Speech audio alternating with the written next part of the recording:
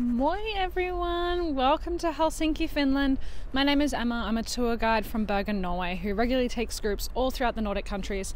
And today, in collaboration with Free Tours by Foot, I am here in Helsinki, Finland, on this beautiful snowy February morning. What I'm going to do is I'm going to take you for a walk that will go for about 45 minutes to an hour. We will go through all of Helsinki, including the historical area with Senate Square and Helsinki Cathedral. We will then head up to the more modern buildings, such as Finlandia Hall, created by Alvar Aalto, and then we'll come back along the Esplanade and finish at Market Square. If you enjoy the tour, you can find all of the relevant links for me below in the description, including my company website, which is called thehiddennorth.com. You can also leave me a tip through PayPal, or you can buy me a coffee at Buy Me a Coffee. So thank you so much for coming, and let's go and explore Finland together. So welcome to Helsinki, Finland. The population here is about 520,000 people within the city centre. Around 1.2 million if you include the whole urban area. Helsinki is of course the capital of Finland. At time of recording, the day is the 3rd of February 2022. The temperature is -10 degrees Celsius, which is 16 degrees Fahrenheit. And as you can see, it is a beautiful snowy morning. This tour was recorded from 10 a.m., about an hour and a half after sunrise. It is also a work day, so we won't see too many people around, especially during a time in which people are still working from home. Now, Helsinki is not as old as the other Nordic capitals. Helsinki was officially founded in 1552 by King Gustav Vasa. To understand Helsinki, we need to understand that Finland was part of Sweden for a few hundred years. So the Swedish King Gustav Vasa founded Helsinki as a new market town because he wanted to compete with the neighbouring Hanseatic city of Tallinn, which is located just across the Baltic Sea. So he founded Helsinki, but not much came of it. The town remained just a very small marketplace, a very poor area, up until Finland became Russian. So Finland was part of Sweden until 1809, when a huge defeat between Sweden and Russia meant that Sweden had to give Finland to Russia. At the time, the capital of Finland was Turku. However, the Russians didn't want Turku or the capital to be so close to Sweden. So they chose Helsinki as the location of their new capital. Also, Turku was in the center of the Swedish kingdom, whereas Helsinki was much closer to St. Petersburg. So at the time, Helsinki was a small trading town, so they got an architect called Carl Engel to design the new city, and many of the buildings we'll see today went up in the 1820s. Now, after Helsinki was made the capital of Finland, Alexander I decreed in 1814 that 15% of the salt import tax was to be collected into a fund for two churches. One of the churches would be for the Orthodox population, whereas one of the churches would be for the Lutheran population. So what we're going to start with are the two cathedrals, Uspensky Cathedral, the Orthodox cathedral, and then Helsinki Cathedral, the Lutheran cathedral. So let's head across and we'll take a look at Uspensky Cathedral first. So there was an Orthodox church in Helsinki at the time, but it was desperately in need of repairs. So they decided to upgrade the church, and it was funded by private donors. It was designed by the Russian architect Alexei Gonostayev, apologies for my Russian, and it opened in 1868. 700,000 bricks were brought in from a discontinued fortress that had been used during the Crimean War. So we will start to see Uspensky Cathedral over to our right-hand side. The cathedral, as I mentioned, opened in 1868, and on the back of the cathedral you will see a plaque commemorating the Russian Emperor Alexander II. It also claims to be the largest Orthodox church in Western Europe. The church is open to the public, so you can visit throughout the week, and it is a free church to enter as well. Today, only less than 1% of the Finnish population consider themselves Orthodox. So there you can see Uspensky Cathedral.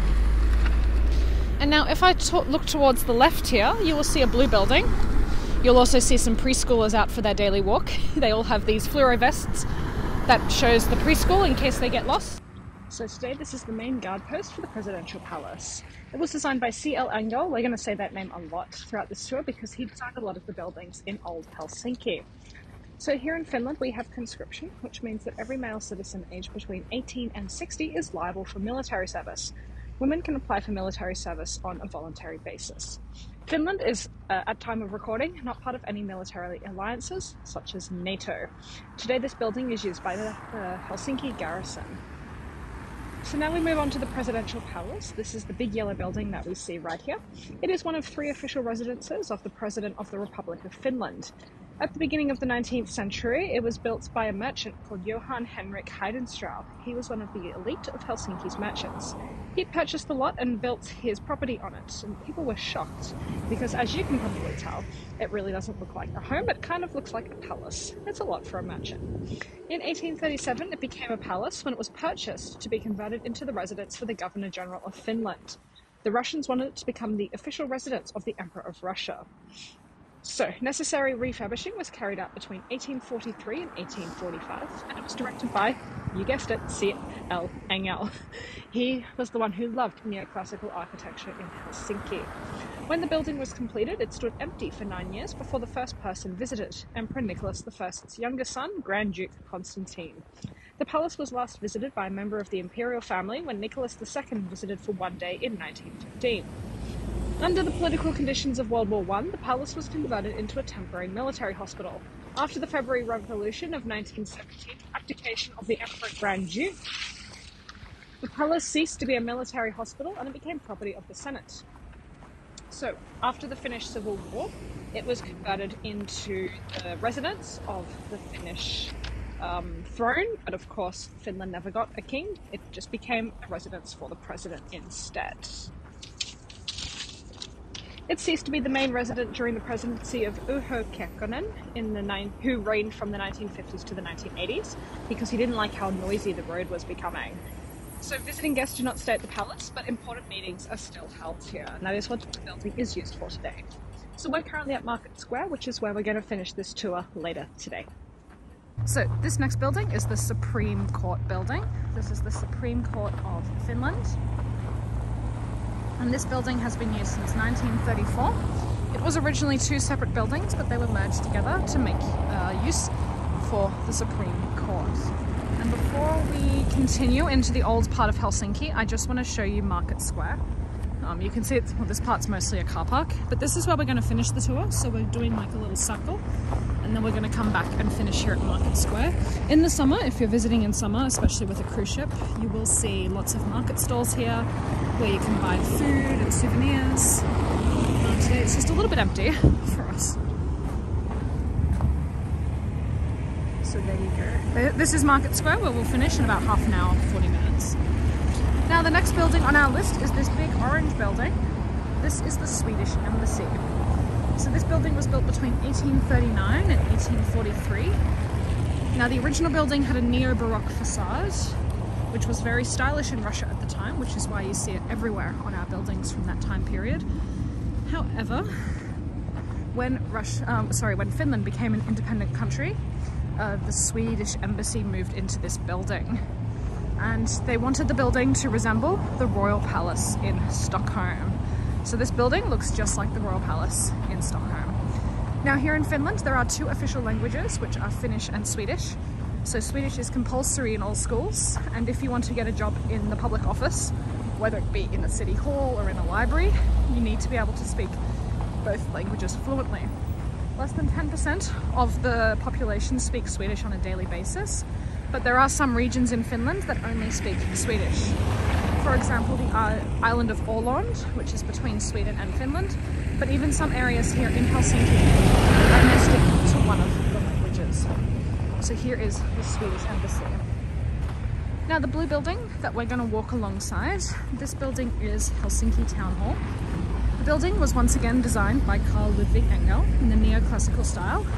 It dates back to 1833. And it used to be a hotel until 1913. Today it's home to the office of the mayor, and this is where the city council has their meetings. So here we have Helsinki City Hall. It's a beautiful blue building. But now what we're going to do is we're going to head across the street. You can see there's a lot of traffic. It's now just after 10, so a lot of people are heading to work. But it's very busy. If you see 3 cars backed up, often means it's very trafficked. So let's make our way across. We're going to head into Senate Square, which is arguably the most popular place in all of of Helsinki. And down here we'll see the Esplanade, which we're going to take on our walk back. And across you can see an old sailing ship, and in the distance is the old Market Hall, which is an indoor building where you can try some traditional Finnish foods.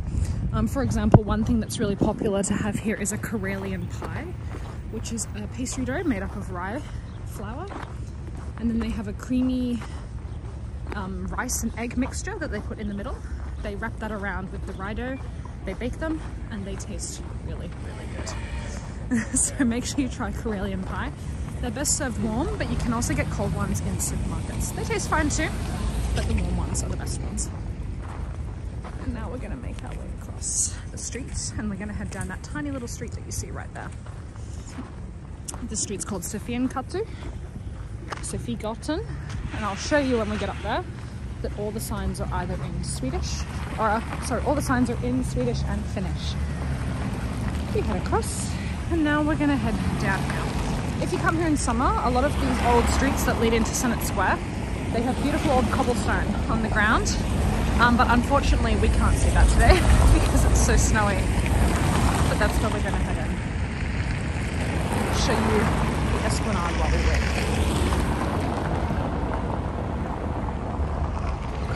And now we head across. So we're gonna make our way into Sofiankatu, or Sofigatan,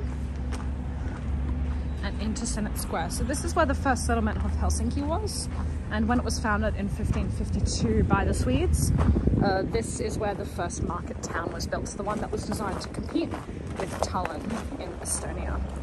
Most of these buildings have been built during the Russian time. Most of these buildings are from the 1820s and 1830s, but when we head into the square we will see one of the oldest buildings in Helsinki. But let me show you an old street sign where you can see just how diverse Finland's history is. You'll see the sign is in, at the top, Swedish, Sofigatan, Sophie Street, in Finnish, Sofiankatu, and then in Russian. So let's keep going. And in the distance we can see Helsinki Cathedral, arguably the most famous building in all of Helsinki. Down here you will find lots of different restaurants. There's Italian restaurants, we just passed a microbrewery. So it is a really fun place to come and eat if you are visiting Helsinki. I would be a little bit wary of restaurants around popular tourist destinations because sometimes they can be way overpriced compared to what you would find a 10-minute walk away. So just make sure you do your research before coming. I am going to show you one restaurant coming up on the right-hand side, which does have quite a unique menu. And it is noted for its traditional Finnish food. But here you can also find some restaurants that have Russian cuisine. And this one that I'm going to show you also has some Russian food. So let's go and take a little look.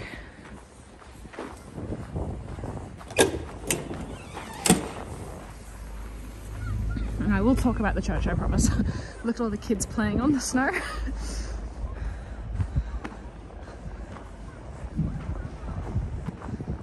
So now we're going to turn right, and here we'll see a very traditional Finnish restaurant, which is called Savota.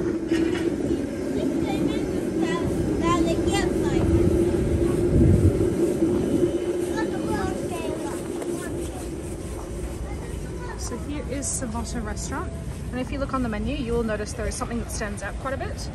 If you look on the right hand side, it's all in English. You can see it as a place where you can taste bear.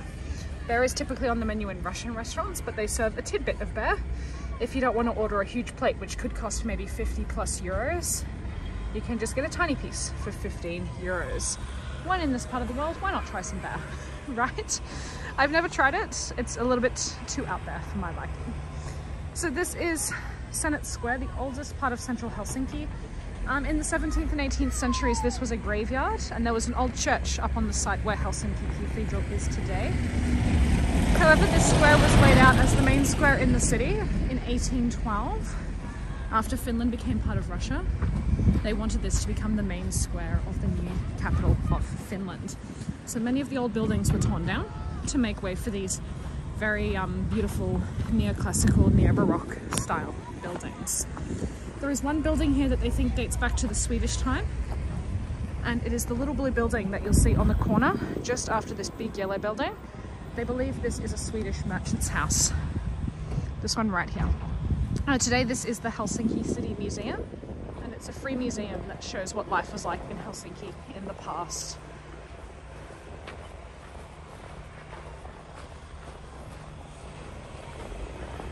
So let's stand in the middle of Senate Square and then we'll talk about some of the buildings. So this building here is the Government Palace. This is the executive building of the Council of State of Finland. It is also the Prime Minister's office, and it has departments for the Ministry of Finance. And the Senate moved into this building in 1822.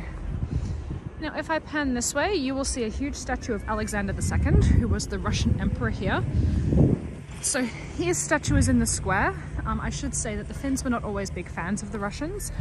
They were repressed quite a lot during a period called Russification, in which they tried to eliminate Finnish culture and language to make the Finns come more under Russian rule. But Alexander II, he was very beloved because he really loved Finnish culture and language, and he passed several reforms to make Finland more autonomous from Russia. So he is on a pedestal surrounded by figures representing law, culture and peasants. So during his reign, he introduced several reforms to increase Finland's autonomy, including introducing Finland's own currency. The liberation of businesses led to foreign investment and industrial development, and under Alexander II, Finland got its first railways, and Finnish went from being a peasant language to a national language. This also opened up a lot of opportunities for the greater Finnish society. He is often regarded as the good Tsar of Finland. He also did it because Russia didn't like Sweden, and it was a way of pulling the Finns closer to Russia. So he had his own reasons, but you know, in the end he was one of the good ones. During the Russification of Finland from 1899 onwards, the statue became a symbol of quiet resistance, with people protesting against decrees of Nicholas II by leaving flowers at the foot of this statue.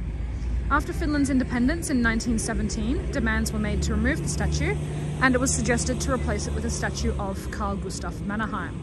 However, today it represents Finland's close relationship with Imperial Russia. And I love these lampposts. Hopefully you've been admiring them while I stood here and showed you Alexander II. It's just beautiful. So now we'll go and take a look at Helsinki Cathedral.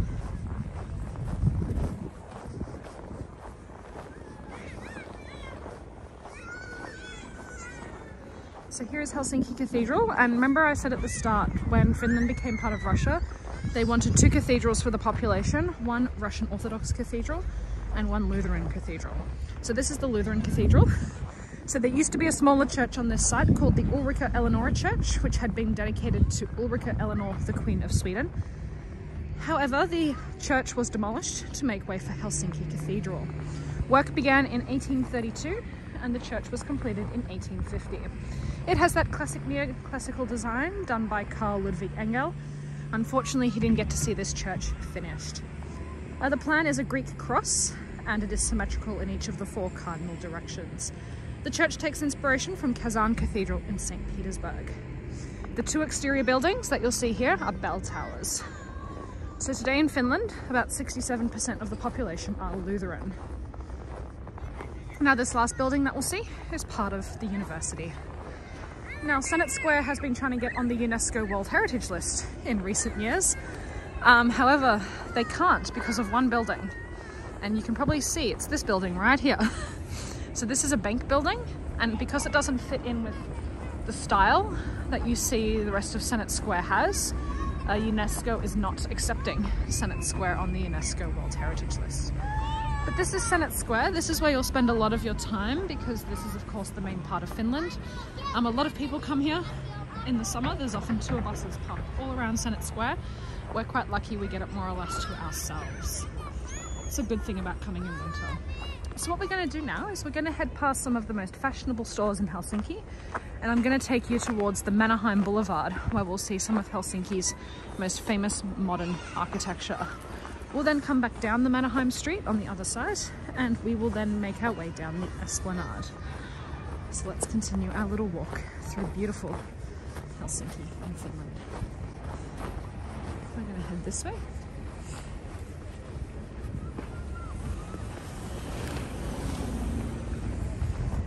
So we're now going to be making our way. I'm going to read the street name and show you the street signs so you can mark it on a map for your own trip. We're heading down Alexander Dalton, the Alexander Street. So just think of the statue, Emperor Alexander II. It's named after him. Now, before I start to talk a little bit about this street, I will just turn back around. You can see one of the trams coming past, classic Helsinki tram. And we'll have one more look at Senate Square. There you go. So you will notice as we begin to walk down this street that it is heated. You will see that there is no snow on the pathways, and that's because some streets here in Helsinki are heated, and to heat the streets they use electrical cables underneath. So this is where you'll find a lot of shops, a lot of department stores. We're passing that big bank building that's preventing Senate Square from being on the UNESCO list. And then you'll also start to see that they have some beautiful lights up here, because in winter it's often very dark and very cold, and that can lead to things like winter depression. So what they've done is they've put lights all around the city just to liven it up and make it feel like there's people here, even during the dark period. This is where you'll find a lot of shops and a lot of businesses. But if we head towards the end here, we'll start to see some Finnish design stores that are quite famous. And we'll also begin to see Mannerheim Street, which is one of the most famous boulevards here in Helsinki.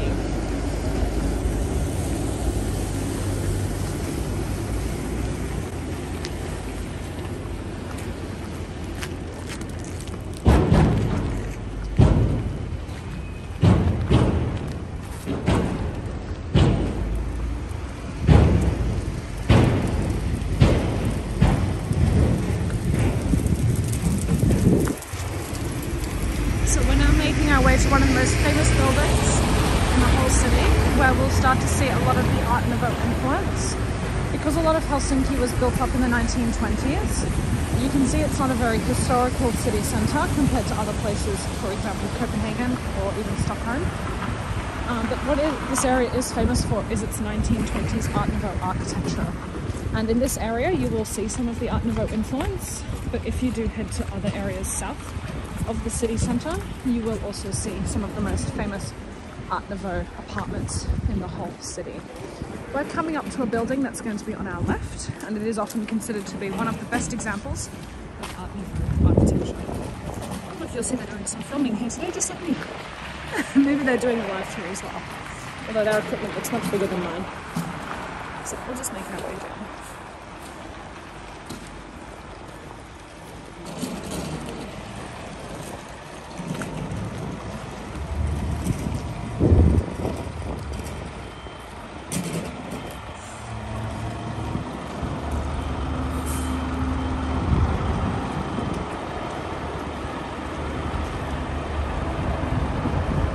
I just wanted to point out down here first, we are going to see a cafe. Just watch out for this truck. But there's a very famous cafe down here called the Carl Fazer Cafe. So Carl Fazer is a really popular type of chocolate. It is a Finnish brand.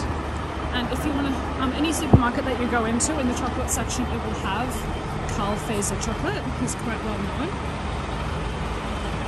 But this is their flagship cafe. And in here they sell sweets and treats and coffee and meals. So here's the Carl Fazer Cafe. So it's a beautiful building inside. So here it is. If you want to try some coffee or some chocolates, make sure you go to the Carl Fazer Cafe. But we were going to head towards this beautiful Art Nouveau building that I wish to show you.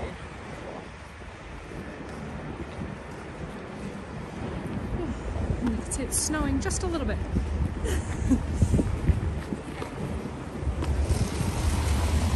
So we're going to make our way left here. We're still on Alexander Street. There's a big department store here on the left called Camp. You find sort of high-end Finnish brands. We will see a couple examples in a little bit. But this is the Camp Galleria up to my left-hand side.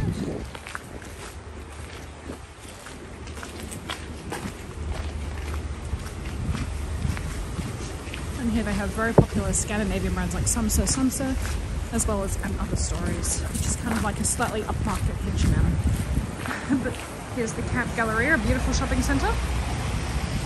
But the building I'm going to show you is this building right here, which is the Pohoja. Apologies to all the Finns out there watching this, which is an insurance building. The building is built in soapstone. You can see it right here. It is built in soapstone and red granite, and it's decorated with sculptures of devils, monsters and trolls from the Kalevala, which is Finland's national epic. It is considered to be one of the best examples of the national romantic style in Finnish Art Nouveau. It was built in 1901, and all of the design on this building refers to the Kalevala. So, the name of the insurance company, the Pohoja, is mentioned in the Kalevala as being the world tree, sort of the center of the universe. So because of that, the insurance company wanted to incorporate elements of the Kalevala into their design. So there it is. I'll show you the entrance here as well. It's a beautiful building. Up the top you'll see bears, very common in Finnish mythology. There's the name, there's the entrance into the building. So now we're going to make our way towards the end of the street.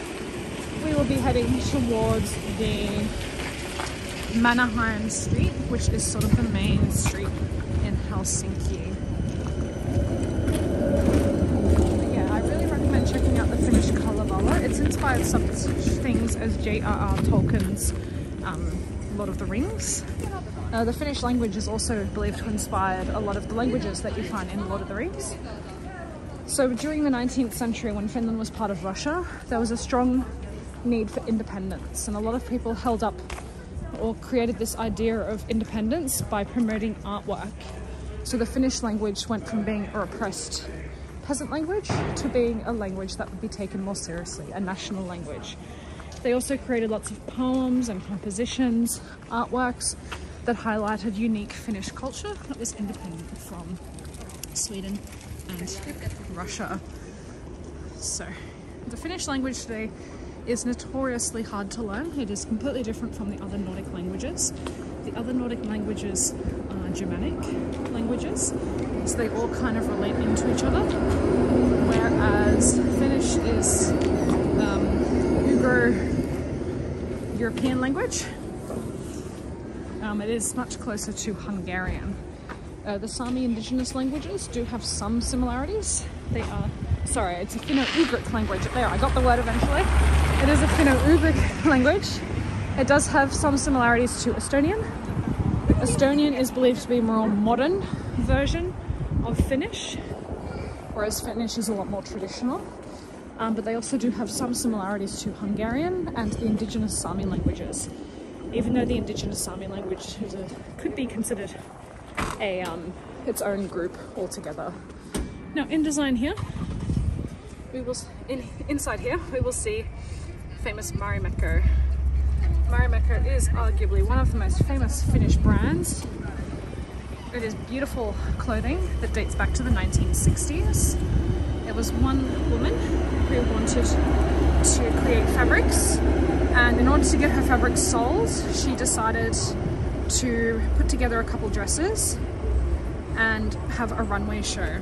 But the dresses became really popular, and from that, Marimekko was born. So it's very classic 1960s style. It's got sort of that mid-century modern look to it, and this is one of their largest stores here. You do find Marimekko all over the world today, of course, but one in Finland, why not, right? Here is Stockman's department store. This is one of the oldest and largest department stores in all of Finland. It's a massive, massive building. It's been here for over 160 years, which is what it's commemorating this year. It started off as a much smaller building, but over time it has grown and grown and grown. In here you'll find many different Finnish and international brands, and there's also some cafes and food courts in the building as well. So I highly recommend going and taking a look inside. So there, that's what they're saying here. They're saying it's been here since 1862. So this is Stockman's department store.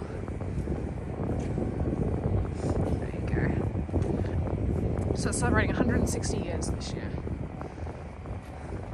And I'll head across the street so you can see the entrance. But now we're going to begin to walk down the Mannerheim Street. Just across here. There's ice on the ground. Now I should also mention, in this area there is a Viking themed cafe. Now the Finns weren't really Vikings compared to like Sweden or Denmark or Norway. But of course, back then Finland was technically part of Sweden. I'll show you. So if you look here, you'll see a Viking themed restaurant. If you want to try what Vikings eat, which if you look at the pictures here, it's often very meaty or it's fish based. The Vikings were not very good vegetarians. So this is a Viking themed restaurant. How authentic it is remains to be seen. So there you go, Viking restaurant Harold. Yeah, there you are. So yeah, just check that out if you're looking for something a little bit more thematic. If you don't want your bear or your traditional food, why not go Viking? Very meaty dishes. Here is Stockman's department store. The building is of course not from the 1860s. It has been rebuilt many, many times. So what I love about walking around Helsinki is that you always get a mixture of sort of Finnish and Russian design. And this statue here that sort of commemorates the workers of Helsinki, I think it's a great example of almost Soviet-esque style. It's a very interesting structure, but this forms the beginning of the Mannerheim Street, which is what we're going to walk along right now. So, the street is named after Carl Gustaf Mannerheim. Carl Gustaf Mannerheim, and it is a fascinating, he's a very fascinating person. He's often considered to be one of Finland's great heroes. So the street was named after him after the Winter War. The Winter War took place between Finland and Russia at the outbreak of World War II in November 1939 until March 1940. Now, while Finland officially lost the war, many believe it was a Finnish victory because throughout World War II and into the Soviet era, Finland was able to stay independent. So let's just go past. And the reason Finland was able to stay independent is largely thanks to Carl Gustaf Mannerheim. So the street was named after him because he had paraded along this street during the Finnish Civil War.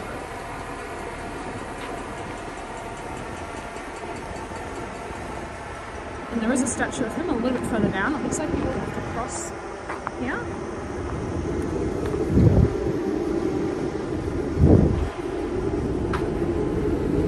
We're just going to head a little bit further down and then we'll make our way back.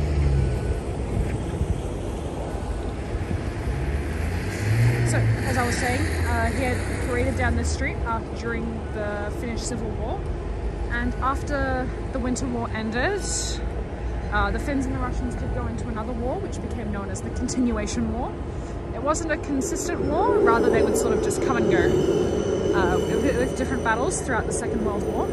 Because of this, the Finns had to align with Nazi Germany. I mean, I guess when you're choosing between the Soviets and Nazi Germany, they were able to work with Nazi Germany, but I should say that they never agreed with Nazi Germany. They just wanted help against the Soviets, and Nazi Germany was able to provide that. But under Carl Gustaf Mannerheim, he actually put his foot down to Hitler. What he did is he invited Hitler to a meeting, and what he did is he offered Hitler a cigarette, and Hitler took it. And what this showed to Mannerheim is that Hitler was willing to do whatever Mannerheim wanted because he desperately needed Finland on side. So Mannerheim realized he had the upper power, and he was able to negotiate with Hitler that all the Jewish population here in Finland would not be deported. So that Mannerheim was a really important person here in Finland during the Second World War, and you can find so many books and documentaries about the Winter War, which I highly recommend. So let's keep on heading down.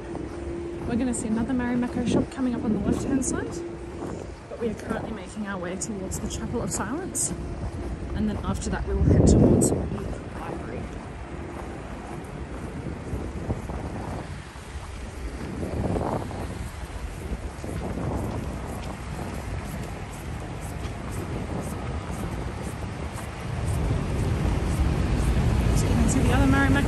left-hand side. And then we're going to cut across and head into Udi Library. Oh no, sorry, we're going to head to the Chapel of Silence, and then we'll make our way to Udi Library from there. We will take a little peek at Finlandia Hall, and then we'll make our way back down towards the Esplanade and head to Market Square.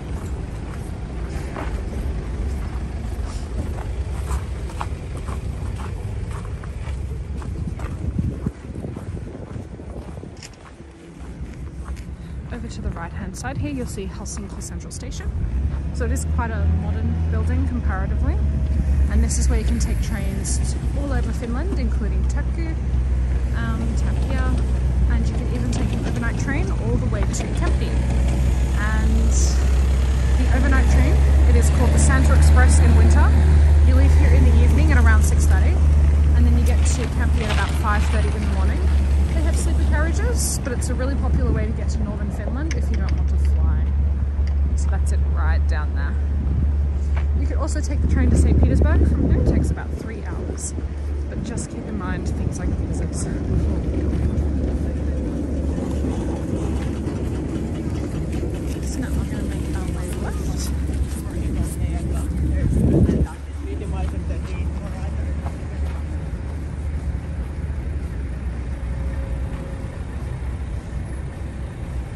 And shortly straight ahead, we're going to see a big wooden structure, and this structure is the Chapel of Silence. It's just coming up there, but I just noticed we're going to pass a Moomin shop, so when in the area you always have to show the Moomins. So here we'll show the Moomins, very popular Finnish cartoon characters. They're little hippos, and they're like a Moomin family, and they go off on little adventures with all of their friends. So let me just cut across the snow. Luckily my shoes are waterproof. And here is a shop all about the Moomins. Books, bags, plush toys, you name it. The kids' outfits are adorable though, I will say that. Posters, mugs.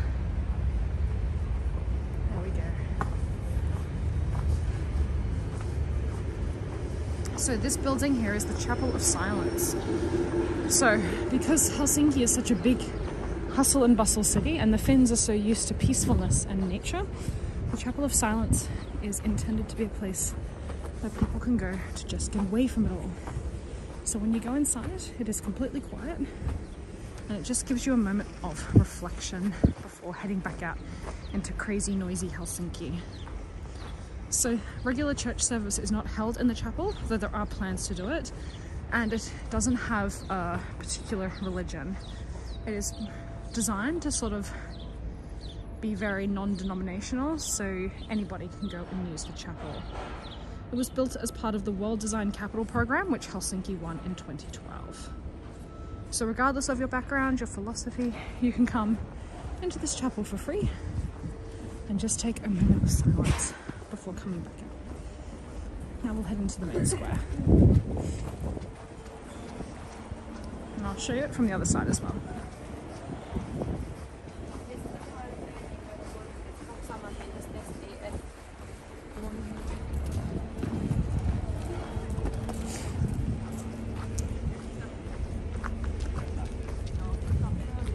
So this square is Marinka Square, and this here would have been a Russian barracks. So this was the site of a Russian barracks and exercise field up until it was destroyed during the Finnish Civil War in 1918. So there's only one building remaining from the original barracks building, and unfortunately we can't see too much of it because they've been working on it. Again, that's sort of one of the things of coming here in winter. They typically do all the work then. For a while this was the central bus station from 1935 until 2005, but now the bus station is below us. So the name Narinka, this is the Narinka Square, it refers to the market square that used to be here. This is where Finnish Jews and Finnish Russians would sell things like clothing. So that's what the word Narinka refers to. Let me just show you the Chapel of Silence. So just there.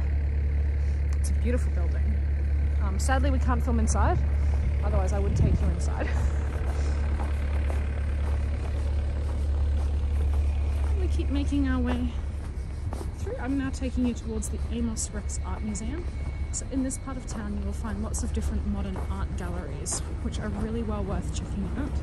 Finland loves art and design, and the Amos Rex Museum is one such museum that you can go to. So the building was built in 1965, and it's named after a very famous arts patron called Amos Anderson. We're going to see the building coming up. It's housed in the old bus station that I was just talking about, and it specialises in Finnish modern art. You can see the sign on the side of the building right now.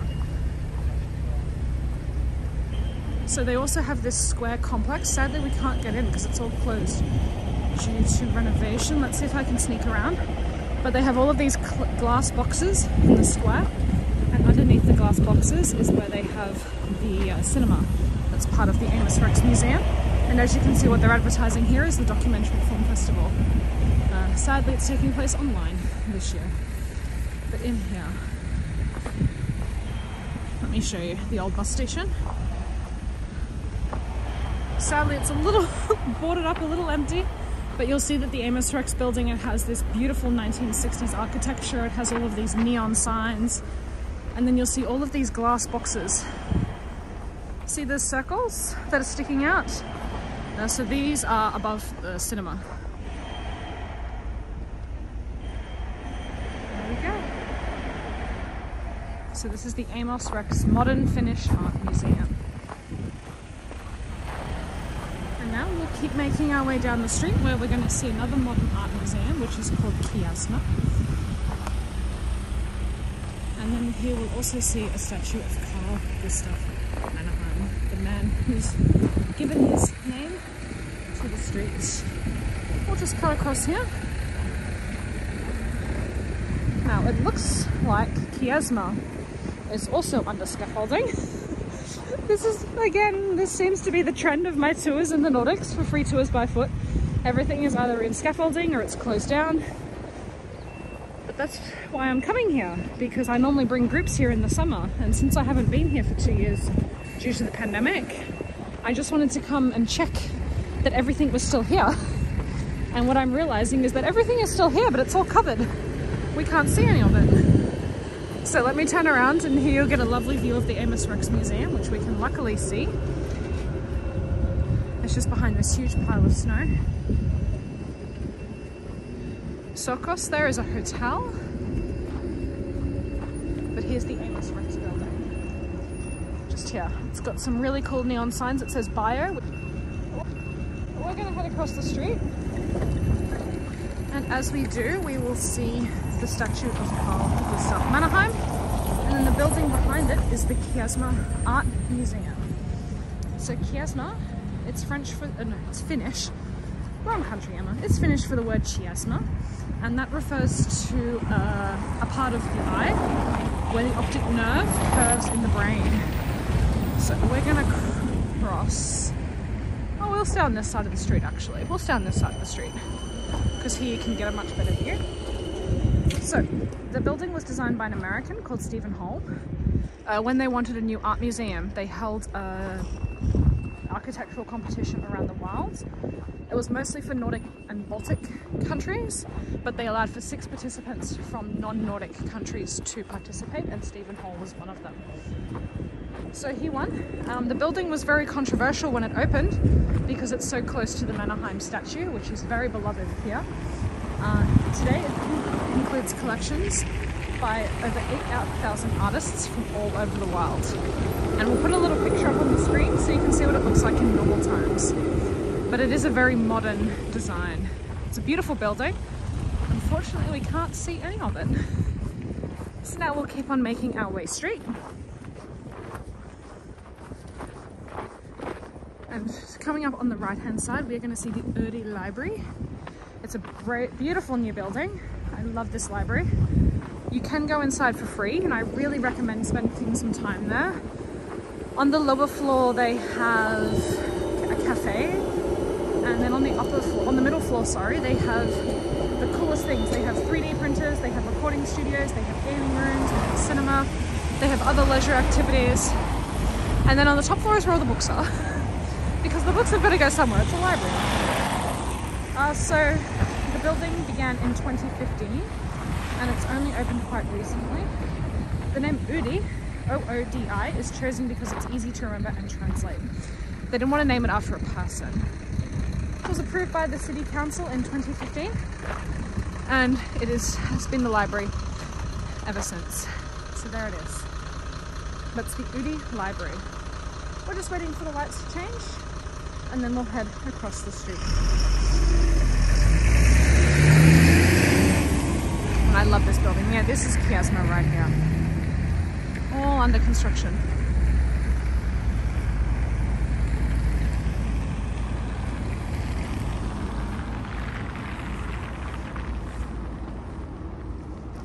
So the building that we see straight ahead, over to my left-hand side, this is the Finnish Parliament. Now the building was built between 1926 and 1931, and here it has very classical architecture. Let me just get across. Cars were waiting for me. So here we go. So the exterior is granite that's taken from a local region, the Kalevala region, and here it has the Corinthian columns that are supposed to represent power and strength. So how does Parliament work in Finland? The Constitution came into effect in 1919 and there were no major changes in the Constitution until the year 2000. Elections take place in March every 4 years and women are strongly represented in the Finnish Parliament. Here in Finland they do not have a monarchy, but they do have a president and a prime minister. The president focuses on more international relations, whereas the Prime Minister focuses more on domestic relations. So here, foreign policy is led by the Parliament, and the duties of Finland are also here as well. Finns are typically very active voters, but younger Finns are less interested. Voting is not compulsory here in Finland. So here is the Finnish Parliament building. And now you'll see Oodi Library over to the right-hand side. The building next to it is the Music Centre. So this here is the Music Centre. It opened in 2011 and it's home to the Sibelius Academy.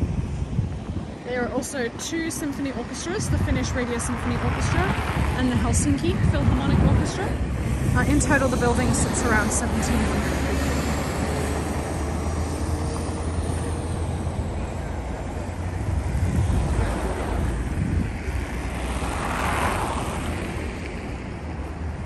Here's the Music Centre. You can also go and take a look inside the main foyer if you wish. It is possible to walk through the centre of the building. Now here we're going to see a little orange building hiding behind the trees. This is a historic villa from 1843. It was the summer residence for one of Helsinki's governors. It's built in a neoclassical style, which we saw a lot of at Senate Square. Originally, when this building was built, it was a summer home, so this would have been the countryside. However, over the years, of course, it has become quite incorporated into the city centre. So today the building is owned by the Helsinki City Museum. It's one of their exterior buildings, if you want to get away from the main museum, which is in Senate Square. As far as I know, it's not open regularly to the public. So that's what that palace is that you see right there. Now all behind these buildings that we're passing on the right-hand side is still the Baltic Sea. So the Baltic Sea comes really far up through the city and you're always surrounded by the sea. We can't see a lot of the water today because it is all frozen over. Very typical for winter. But I remember when I came here in 2020, the last time I came here before the pandemic, my guide was telling me that it was one of the mildest winters in history. And there was no snow in Finland, which is crazy to think about. No snow in Finland. As you can see, it's very common for there to be snow here in winter.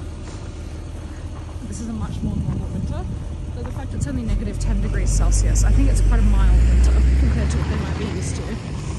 Now this building that we're seeing to the left, this is the National Museum of Finland. So the building opened in 1916 and it illustrates Finnish history. It's built in the Finnish national romantic style, which we saw on that insurance building. and it was built for the museum. So the museum opened in 1916, and as you can imagine, it traces the entire history of Finland. It has a lot of archaeological finds, it has paintings, it has images that sort of paint a picture of the history of the city. So here is the National Museum of Finland. It does kind of look like a church, but I promise it's not a church.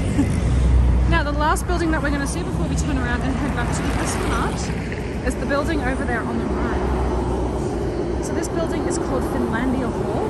It was completed in 1971. And it is one of the main works by a Finnish architect called Alvar Aalto. Very famous Finnish architect. We will cross the street right here. So he had a massive career that ran parallel to the industrialization of Finland. And his work really reflects the changes in Finnish architecture thanks to industrialization. His work starts out as very classical, and then towards the 1960s it became very modern.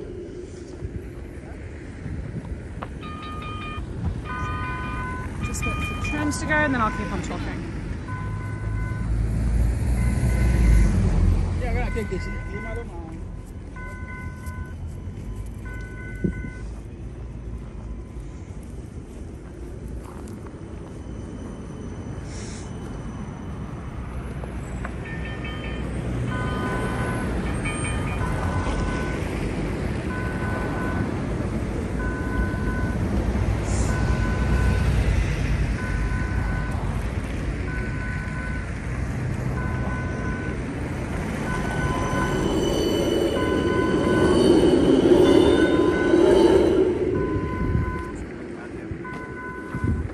So we'll continue across the street. Okay, so as I was saying, Alvar Aalto is one of Finland's most important architects and designers, and his work spans from the 1920s until the 1960s. His 1960s architecture is possibly more famous. He did design a lot of famous glasswares that are used by Arabia, and he also designed a lot of chairs that are quite famous as well. So his works are typically found in Finland. You rarely see Alvar Aalto buildings outside of Finland, but one of the buildings that's run by the New York University, apologies, let me do that again. One of the international schools in New York is in one of his buildings, and one of the dormitories in Boston is done by Alvar Aalto. So let's keep on going. It's believed that he designed over 500 buildings throughout his lifetime, but only 300 of them were built. You can also find some of his buildings in France, Germany, Italy, and of course the United States. His work with wood influenced a lot of different Nordic architects. So Finlandia Hall is considered one of his best and most famous works. The building was completed in 1971, and he designed every single element of the building. The lights, the chairs, the walls, the doors, every single thing was thought of by Aalto. His idea was that he wanted to have a high empty space to provide better acoustics. He used Italian Carrara marble for both the indoor and outdoor surfaces to contrast against the black granite. So here there are influence of Mediterranean culture. The main venue is used for meetings, congress, theatre, performances, everything. So this is Finlandia Hall. So what we're going to do now is we're going to make our way back to the Esplanade. So I'm not going to talk on the way back. We'll sort of speed it up a little bit. You can take a little break here. You can go to the National Museum. There's a coffee shop if you don't want to go into the museum. And then when you're ready, we take a break. We head all the way back down to the Esplanade, and then we'll do some window shopping, talk about the history of the Esplanade, what you can do in the Esplanade, and then we'll finish back at Market Square, which is where we began. So let's speed this up and make our way back to the Esplanade.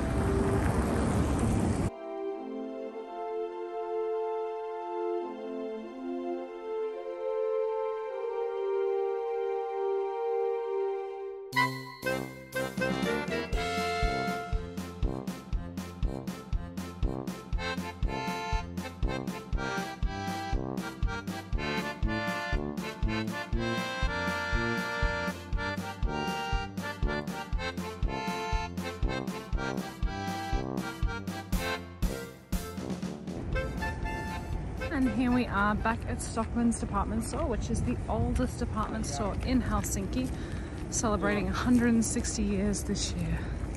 What we're going to do now is we're going to make our way to the Swedish Theatre, which will be a beautiful white building. And then after this, we're going to make our way down the Esplanade, the most fashionable street in all of Helsinki. We'll do a little window shopping. When you come here yourself, you'll be able to do some real shopping. Brands like Marimekko or Iittala.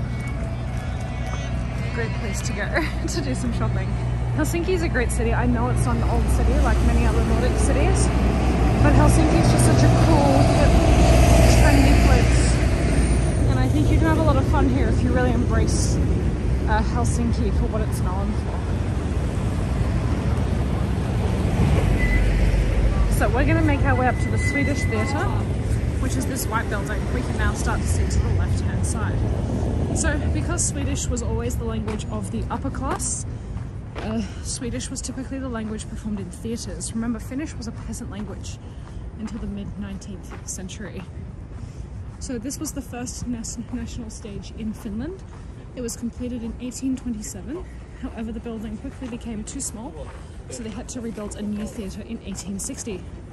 It was destroyed by fire in 1863, but it was completed in 1866 yet again. It was originally called the New Theatre when it was completed. However, when a Finnish language theatre opened, they changed the name to the Swedish Theatre. And look, here you can see some of the older parts of Stockholm department store.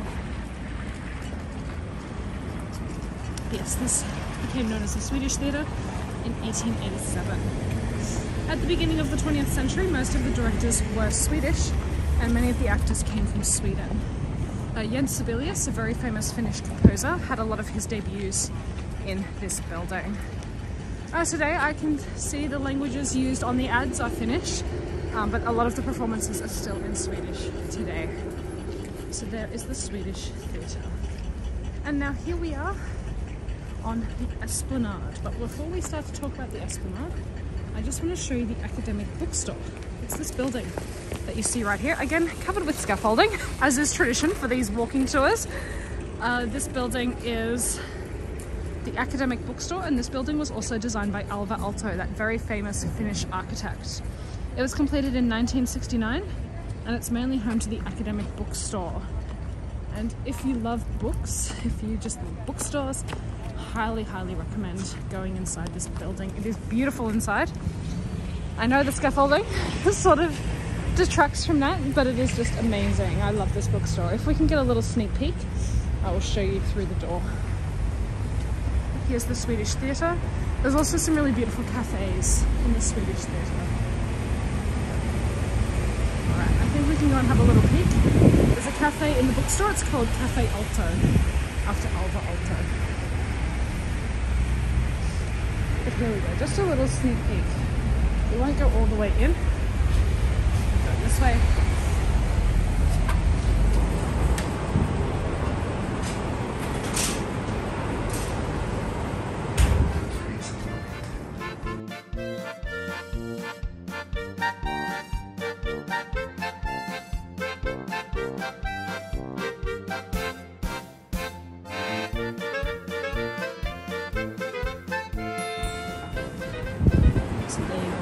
Sneak peek at the academic bookstore should you make your way in. As you can see, it's just beautiful. I might have to go back here later today. And look, Marimekko is so commonplace here. You can even get it in a bookstore, stationery, little notepads, notepads, notebooks, folders, etc. Okay, let's go.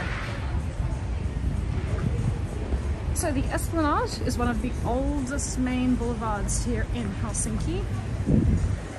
And it has a beautiful park in the middle where you can see lots of sculptures. In the summer, this is a beautiful place to come. The trees are very green. They have fountains here, but as you can see, it's a little bit quiet for us today. So the park was designed by, you guessed it, Carl Ludwig Engel. It was designed in 1818 and was known as Espa by the locals.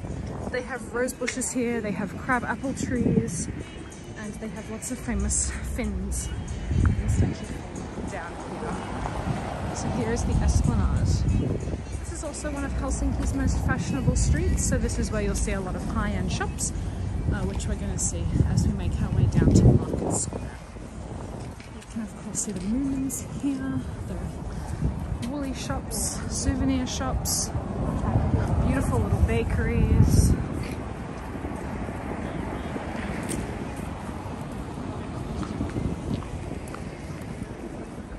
Yeah, Louis Vuitton over to the left hand side. Anything to the right hand side, if you kept walking along the streets to the right, you would end up at the Finnish Design Museum as well as the Finnish Architecture Museum. They're great museums if you are interested in the history of Finnish design here. Or you can go and learn a little bit about the history. They have sections on Alva Aalto, Iittala, Marimekko. So I really recommend. Speaking of Marimekko, it's everywhere in Helsinki. It's everywhere you go. Here it is once again. Beautiful shop front. So we're now coming up to the Camp Hotel, which is this beautiful building here on the left. Firstly, the restaurant that you'll see here on the left, Strindberg. This is a very old and traditional restaurant and cafe. It is named after August Strindberg, the very famous Swedish author. But let's have a look at Hotel Camp. So this building, you can see it's a beautiful building. Always look up here on the Esplanade. It was built in 1887, and at the turn of the century, it was Helsinki's main sort of entertainment centre. Sadly, the building was demolished in the 1960s, but part of the facade was built as a replica of the old building from the 1860s. It is now a hotel, as well as a shopping mall, and it is considered to be a 5-star hotel. It is a luxury hotel. It has the most expensive hotel room in all of Helsinki, which is the Mannerheim Suite. I looked it up. It costs 4,400 euros a day to stay at the Mannerheim Suite. Here is Hotel Camp. I will not be staying there. Maybe you will when you visit, that's up to you. There's Hotel Camp, or they have a nice little restaurant as well. Let's continue. So we're shortly going to see some of the famous glassware shops coming up. So there's Arabia, and then we'll also see Italy, two very famous design stores. Here is more of the Esplanade.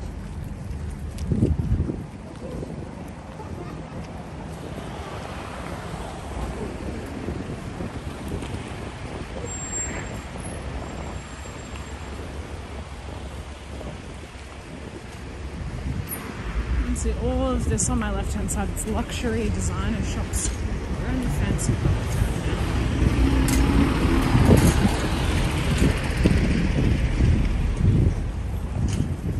now. Beautiful buildings. Most of these buildings will be from the 1920s. Some will be from the late 1800s, but not too many. You can see the Canadian Embassy straight ahead. The Canadian flag is right here. And now we're coming up to the beautiful Arabia shop, and I really recommend going in this shop. I will not go inside because I will likely knock something over with my bag, but here is the Esplanade, an old photo. I love it when shops have old photos of what the area used to look like. Okay, so Italy and Arabia. The building itself is from 1837. Luckily they kept the building, and the glassworks, they were founded in the 1880s. Most of the glassware is now made overseas, mostly in China, but the glassware is still designed in Finland. And yeah, Arabia does a lot of glassware that has the Moomins on it, if you're a fan of the Moomins. So here is the Arabia building. Beautiful glassware. It even does some Marimekko. They sometimes collaborate. No, they don't. Scratch that. So it has beautiful glassware with the Moomins that you can see advertised outside.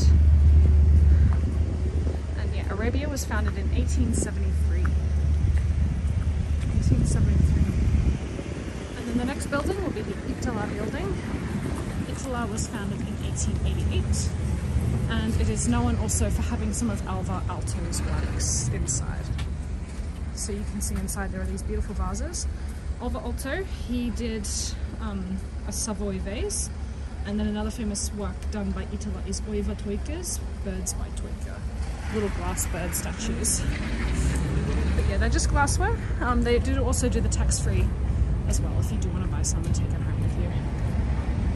So there we go. And now we're coming down towards the end. We're going to finish just across the street from Market Square. We're going to be finishing outside the Cathedral restaurant, which opened in 1867 as a place for pastries and lemonade. However, it quickly became the city's #1 venue.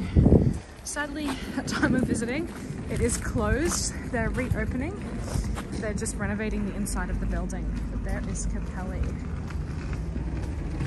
Now, one building I would really recommend going into is this building right here. So this building is called Robert's Coffee. It's a very popular Finnish coffee chain, kind of like Finland's answer to Starbucks. But the interior of this building has the original Art Nouveau interior. So this was the home of a Russian merchant, but it was transformed into a bank in 1896. The city bought the building in 1961, and the interior was set to be demolished. But luckily some parts of it were left, so they were able to keep it, and now it is a coffee shop. So we'll just go take a little look inside.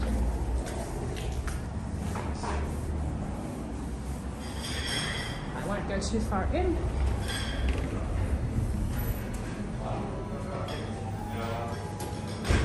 So here is the coffee shop.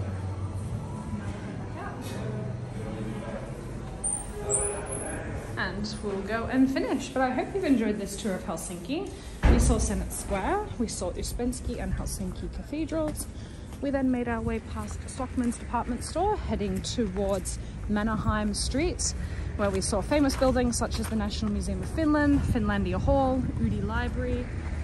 And now we made our way back down the Esplanade, where we are finishing here outside Robert's Cafe and Capelli restaurant, one of the most famous restaurants in all of Helsinki. Just to my left-hand side, we can see Market Square, which is where you then can go and get some lunch. But I hope you've enjoyed this tour of Helsinki, and maybe when you come here yourself, you'll now have some ideas for where you can walk on your own. I also hope this tour has shown you that Helsinki is a very walkable city. It's very easy to walk from one end to the other, as I have displayed. But thank you so much for visiting. Be sure to check out my other tours on Free Tours by Foot, where I go to Copenhagen, Stockholm, Tallinn and Bergen. And I hope to see you one day here in this part of the world. Thank you so much for visiting.